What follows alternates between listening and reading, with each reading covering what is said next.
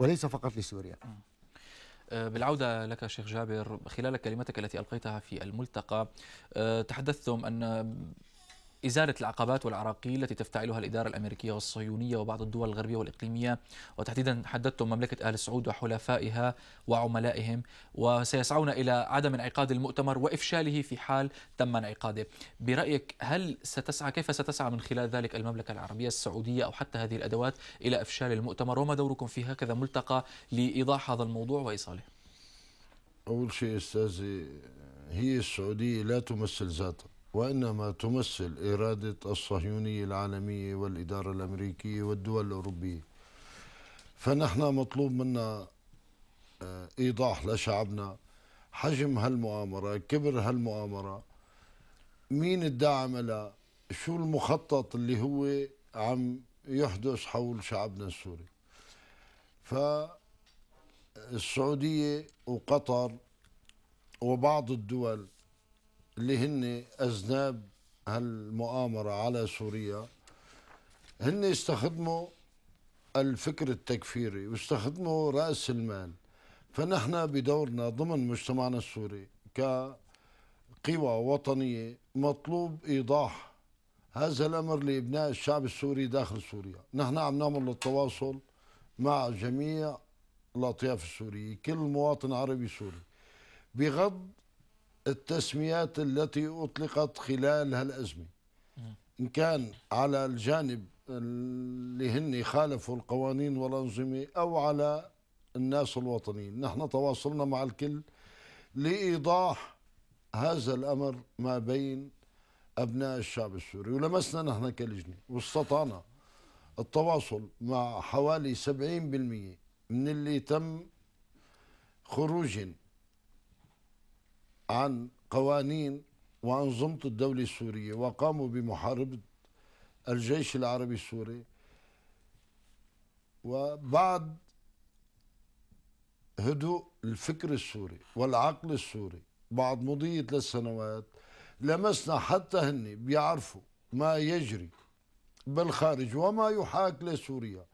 وحاليا عدد كبير منهم لولا أزلام الخليج المتواجدين معا على الأراضي السورية لكان الجميع عادوا إلى الوطن وإلى العمل تحت قيادة الجيش العربي السوري. نعم.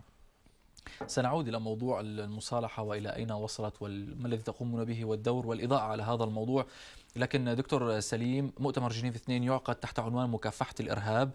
برأيك، وهناك دعوات سواء في دول الإقليم أو حتى في الخارج لمكافحة الإرهاب، لم يسموا سوريا، يدعون إلى مكافحة الإرهاب الذي تعاني منه العراق وغيره، وهو الإرهاب واحد. برأيك هل هناك تحول دولي نحو هذا الموضوع، موضوع الإرهاب، ومن خلال مؤتمر جنيف 2 سوف يتم التعليق به؟ بطريقة غير مباشرة، نحن عشنا الأزمة بكاملها أكثر من 1000 يوم. ما جرى في المنطقة من العالم، الشرق الأوسط، سوريا تحديدا، وما يحيط بها من دول اليوم، علينا أن نتساءل إلى أين وصلت هذه الإرهاصات الكبيرة من خلال هذه الاعتداءات التي يمثلها التكفيريون والظلاميون والقوى المسلحة التي أتت من أصقاع الأرض. كان هنالك تلاعب ورقص على الحبال لضرب سوريا في مواقفها الوطنية، في مواقفها التي تمثل الممانعة ومقاومتها.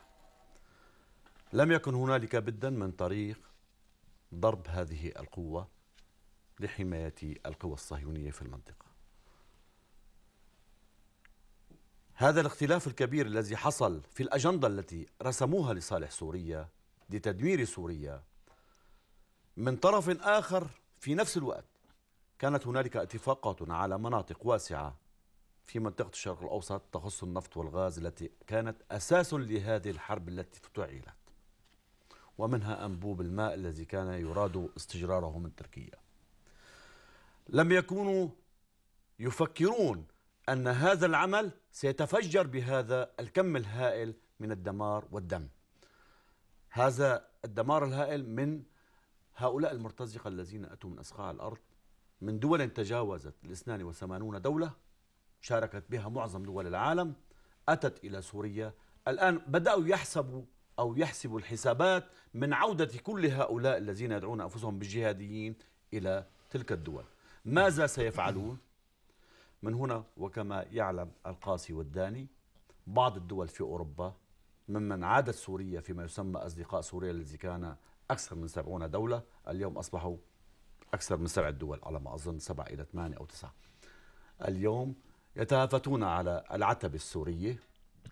منذ أشهر قليلة جدا كانت هنالك زيارات للدول من خلال أجهزتها الأمنية لفهم واقع هذه الحركات الجهادية في المنطقة ومن وراءها والأزلام التي خرجت منها، وصولا إلى المرحلة الجديدة التي دخل من خلالها البعض من هذه الدول إلى بدء فتح البوابات للعلاقات الدبلوماسية مع سوريا. إذن هنالك هدف مشترك اليوم اجتمع ما بين الأطراف كلها، أن سوريا من حقها اليوم أن تدافع، أصبحت عنا نحن. ولذلك من واجبنا الآن أن نغير مواقفنا وننطلق إلى مرحلة أخرى، هي الوقوف إلى جانب سوريا في مكافحة هذا الإرهاب الذي تشذر في هذه المنطقة وانطلق بهذه أو بهذا العنف الكبير. فلذلك اليوم مؤتمر جنيف لن يكون لتفاوضات، علما أن هنالك ستكون غرف يتداول بها البعض ملفات المعارضة مع ملفات الدولة والحكومة في غرف مغلقة ويأتوا بأجوبة يتجاوب عليها، لكننا نؤكد لشعبنا العربي السوري أن كل ما سيجري ليس سوى لعب على الحبال أو رقص على الحبال. الأمور انتهت من خلال تواجد هذه الدول على أبواب دمشق تقرعها للعودة إلى هذه الدولة لتقول لها نحن عدنا وقد فهمنا اللعبة بكاملها. نعم. هذا ما يجري الآن، لكن من حقنا أن نقول للمواطن في الشارع السوري لن نفلسم له الأمور ونقولها ونتقولها، يجب أن نحكي إليه بالبساطة. هذا المواطن بسيط في طبيعته، يريد أن يفهم هذه الأمور، والأمور أصبحت واضحة يعني للجميع، للقاسي والداني كما قلت دكتور سليم. نعم. دكتور فارس، من خلال تواصلكم مع الجاليات سواء السورية والعربية في الخارج وحتى مع أبناء البلدان الغربية، كيف كنتم تلمسون التعاطي مع ما يحدث في سوريا يعني كيف كانت وجهات النظر من قبل وكيف أصبحت الآن وما إلى هنالك؟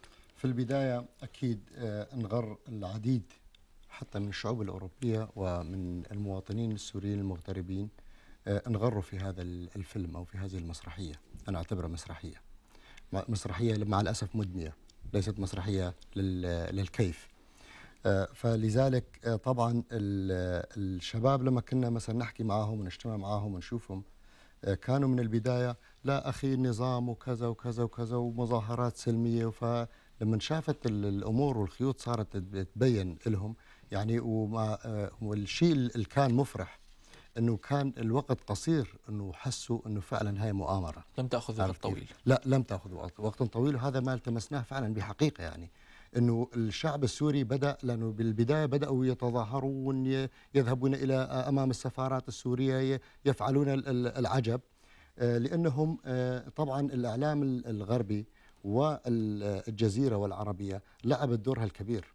هي في البداية اكتسبت ثقة الشعوب العربية لأنها أظهرت كأنها إعلام حقيقي وكأنها إعلام ديمقراطي وحر، ومنها الطرف هذا مع الأسف شديد ظهرت بأن هي الموالي الأول والرئيسي للإرهاب وللقتل والتدمير.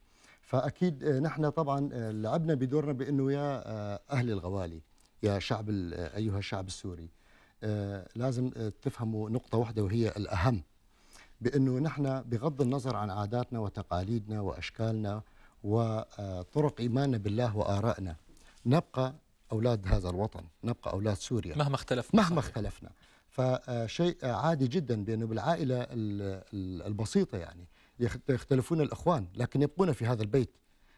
ربما يذهب أحدهم إلى خارج البيت لساعات أو لأيام لكنه يعود، ونحن مصيرنا أن نعود إلى الوطن، نعود إلى الوطن. وخاصة طبعا نطلب من وأتأمل من جميع رجال الأعمال السوريين وكل الشرفاء الوطنيين السوريين خارج سوف البلاد، نأتي على هذه النقطة. نعم، أن يعودوا ويقفوا إلى جانبهم. وطبعا لما أنا تبينت لي الفكرة طبعا كرجل مثل ما بيقولوا عندي خبرة في هالأمور في عدة دول أخرى، طبعا أنا كنت من الأولين أنه لازم أنا أوقف إلى جانب وطني وشعبي.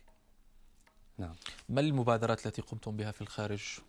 طبعا من ناحية توعية الشباب السوري، من خلال ندوات أو من خلال ندوات، من خلال لقاءات، من خلال التواصل الاجتماعي. طبعا لعبنا دور كبير جدا، وأنا التمست يعني أشخاص فعلا كانوا في البداية يعني كانوا مصممين على أنه الشيء اللي عم بيصير أنه الحكومة، يا أخي الحكومة، كنا نقول لهم يا أخي هذه الحكومة لم تأتي من كوكب آخر، إنهم أولاد الأجداد الغوالي، بغض النظر من أين مكان، لأنه أولادنا، أخواننا، أهلنا كلهم في الجيش العربي السوري، وكلهم في الأمن، وكلهم في الشرطة. فأنت لما اليوم تقوم في مواجهة شعبك وحكومتك، هذا لما أنت تقوم في مواجهة نظامك، لأن النظام الموجود، البيت البسيط، إذا كان ما في أب وما كان في أخ أو أخت أو أم تدير هذا البلد، هذا البيت هذا من سابع المستحيلات أن يكون بيتا ناجحا. عرفت كيف؟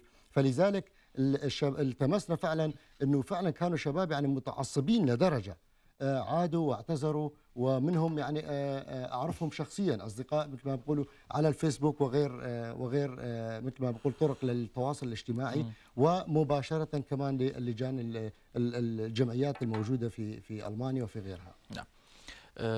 شيخ جابر، موضوع ما تقومون به يعني الملتقى ضم شخصيات كثيرة، منها ما هي موجودة ضمن لجان مصالحة ومنها شخصيات مستقلة. كيف يتم التنسيق ما بينكم كلجنة المصالحة المركزية وما بين اللجان الموجودة كلجنة المصالحة الموجودة في مجلس الشعب أو حتى وزارة المصالحة، وما الخطوات على الأرض؟ أولا أستاذي، نحن كلجنة مركزية للمصالحات الشعبية أصبح عدد أعضاء هاللجنة في المحافظات السورية أكثر من 70,000 عضو، من كافة المحافظات؟ من جميع المحافظات ومن كافة الأطياف والشرائح في المحافظات السورية. نحن في كل محافظة لنا مكتب رئيسي لهاللجنة، وفي كل منطقة عنا مكتب للمنطقة، وفي كل ناحية عنا مكتب فرعي بهالناحية. وأعضاء هالمكاتب بتمثل جميع الأطياف المتواجدة بتلك الناحية أو المنطقة أو المحافظة، بحيث أنه يكون في تمثيل شعبي عام. وهيك بنقدر نحل أي مشكلة بأي محافظة ونتواصل. ليش؟ بكل ناحية أعضاء منا وجهاء اللي هن الناس أدرى بأهل المنطقة الموانين فيها. ونحن لنا نظام هيكلي رسمي مؤسساتي في ارتباط بين المكتب الفرعي بالناحية مع المكتب الرئيسي بالمنطقة مع اللجنة الرئيسية بالمحافظة. اللجنة الرئيسية مربوطة مع اللجنة المركزية بدمشق، وأعمال هاللجنة كلها ولجانها وأعضاء توثق لدى الوزارة المختصة اللي هي وزارة الدولة لشؤون المصالحات الوطنية. نحن كلجنة ملجأنا لأي طرف آخر، لأنه في وزارة مختصة، فوثقنا لدى هالوزارة وأخذنا موافقات عملنا من قبل هالوزارة المختصة. فلذلك اللجنة ليش قادرة تخدم أي حدث، أي طارئ، أي أمر في أي منطقة، حتى في الأماكن اللي بيسموها حامية. نحن كلجنة ما عندنا أماكن، نحن أراضي سوريا كلها ملك الشعب السوري، وإن كان مغرر فيهن، فنحن ضمن كل قرية لنا لجنة بغض عما يجري على الأراضي السورية. فسهل التواصل. ليش؟ لأنه قلنا في هيكلية وعمل مؤسساتي قائم ما بين جميع القرى والمحافظات السورية. فبحيث في مشكلة لا من طرطوس بحلب على فورا بيتواصل في جميع المحافظات، تواصل قائم. ونحن حققنا أهم شيء هو التواصل الاجتماعي ما بين جميع أبناء المحافظات السورية، لأنه في محافظة ولا صار هاللجنة أعدادها بالآلاف، وكل محافظة عم تتواصل مع بقية المحافظات في متابعة شؤون، إن كان موقوفين أو إن كان مخطوفين أو إن كان حالات اجتماعية. يعني هاللجنة حتى ما تعالج المشاكل الحياتية اليومية لمجتمعنا السوري. نعم. دكتور سليم، أيدتم الوفد السوري الحكومي الذاهب إلى جنيف 2، وأيدتم أنه اعتبرتم أنه الوحيد الذي يمثل الشعب في سوريا، وهو الذي يخرج بمتطلبات وقرارات وطلبات الشعب السوري. كحزب أولا وكعضو مشارك في هذا الملتقى الذي جرى اليوم، ما هو الأمور والثوابت التي شددتم عليها والأمور والخطوط الحمر التي طلبتم وتقفون عندها ولا تريدون المساس بها؟ طبعا انطلقنا من هذا اللقاء الوطني الشامل، هدفنا ظاهر للجميع، لا نخفي شيء: وحدة الشارع السوري، المحافظة على كل الثوابت الوطنية بما فيها السيادية والرئاسية، ترك الملفات الخلافية لحوار حقيقي يعني السوريين ذاتهم وليس غيرهم دون أي تدخلات خارجية. كما قلت، هنالك متابعات لهذه اللقاءات والاجتماعات والمؤتمرات لم تؤدي إلى حل حتى اليوم يصل إلى مرحلة ممكن أن نتفاهم بها على توافقات متكاملة. للأسف الشديد هذا هو ما أوصلنا إلى مرحلة صعبة من الأزمة بعد أكثر من 1000 يوم. حتى اليوم لا يوجد توافق على مجموعة صيغ لهذه الحالة والأزمة.